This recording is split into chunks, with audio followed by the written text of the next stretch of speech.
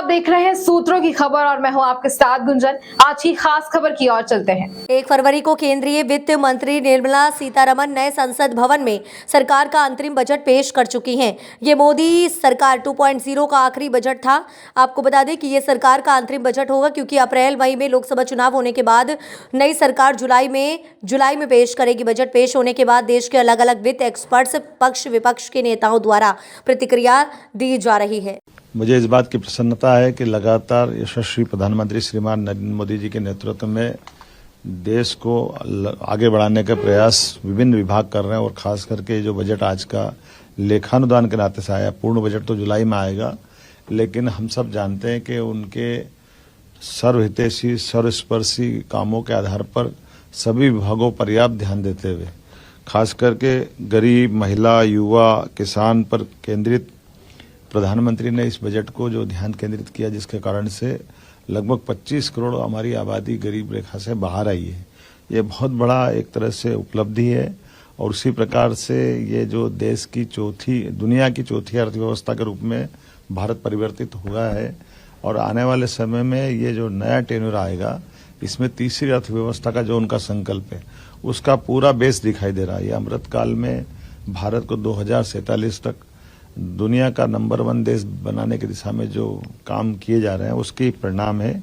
और खास करके इस 2 करोड़ लोगों को नए आवास देने की जो कल्पना की गई है, ये तो बगैर कोई कारण से गरीब लोग अपना घर नहीं बना पा रहे हैं, उनके घर पे वो अभिशाप नहीं है, ये परमात्मा की कृपा है। यशस्वी प्रधानमंत्री हर गरीब के घर पक्की छत का जो सपना देखते हैं, उसका ही परिणाम है कि उनने अभी जो पुरानी गरीबी रेखा की लाइन थी उसमें बड़े पैमाने पे वो काम किया था और 2 करोड़ नए घर का जो संकल्प किया, ये अद्भुत है।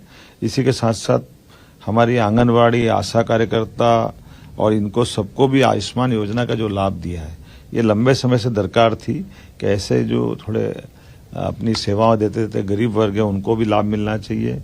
आगामी खास करके जिस प्रकार से डिजिटल इंडिया को बढ़ावा देने की बात कही है और डिजिटल इंडिया के माध्यम से बड़े पैमाने पर बहुत सारे सुधार भी लागू किए जा रहे हैं, इन सुधारों के बलबूते पर भारत बहुत आगे बढ़ेगा और खासकर मिडिल क्लास के लिए जो नई आवास योजना लेकर के आए हैं, इसका लाभ भी हमारे लिए एक बड़ा उपलब्धि भरा रहेगा। मैं आज के इस अवसर पर 9 से 14 साल की लड़कियों के लिए सर्वाइकल कैंसर वैक्सीनेशन की जो सुविधा इस बजट में दी है, उसका माननीय वित्त मंत्री जी को बधाई देना चाहूँगा। आगामी समय में हमारे लिए 1 करोड़ घरों में जो रूफ टॉप सोलर प्लान के अंतर्गत जो नई योजना बनाई गई, जिसके माध्यम से 1 करोड़ घरों में 300 यूनिट बिजली के बिल की बचत का रास्ता निकाला जाएगा। ये न केवल ऊर्जा के क्षेत्र में क्रांतिकारी कदम है, इसका बड़ा लाभ हमको मिलेगा। मध्य प्रदेश में पर्यटन की अपार संभावना है। ऐसे पर्यटन को लेकर के माननीय नरेंद्र मोदी जी की सरकार ने वित्त मंत्री जी के माध्यम से लगभग 75,000 करोड़ के ब्याज मुक्त ऋण देने का जो निर्णय किया है, ये हमारे लिए बिल्कुल आमूलचूल परिवर्तन कर देगा।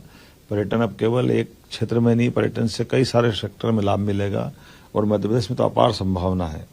उड़ान योजना के अंतर्गत 517 नए रूट पर एयरपोर्ट्स का निर्माण और विस्तार, ये हवाई यातायात की दिशा में बहुत बड़ा माइलस्टोन का काम करेगा। अभी मैंने ग्वालियर से अहमदाबाद की नई फ्लाइट का आकाशा एयरलाइंस का शुभारंभ किया है। ऐसे भविष्य में बहुत बड़े पैमाने पर हवाई यातायात की संभावना मध्य प्रदेश में, क्योंकि मध्य प्रदेश बहुत भौगोलिक दृष्टि से बड़ा है, ऐसे में हमारे इस यातायात का भी लाभ मिलेगा। उम्मीद करता हूँ ये उम्मीदों भरा बजट भारत की प्रगति में, उन्नति में और आर्थिक दृष्टि में एक नई ऊंचाई तक पहुंचेगा। मेरी अपनी ओर से श्रीमती निर्मला सीतारमण जी को बधाई, माननीय प्रधानमंत्री जी को बधाई।